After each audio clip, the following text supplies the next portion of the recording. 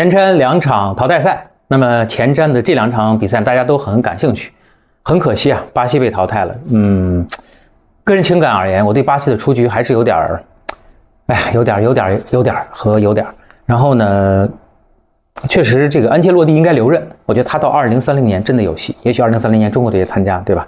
西班牙和葡萄牙，那么西班牙呢，大家都很熟悉了，12.2亿欧元的身价，433。那么门将呢，西蒙来自于毕尔巴鄂竞技，后卫呢，你看，库巴西来自于巴萨，那么大家熟悉的罗德里呀、佩德里呀、亚马尔呀、这个洛伦特呀等等，来自于马竞，平均年龄很年轻，24岁。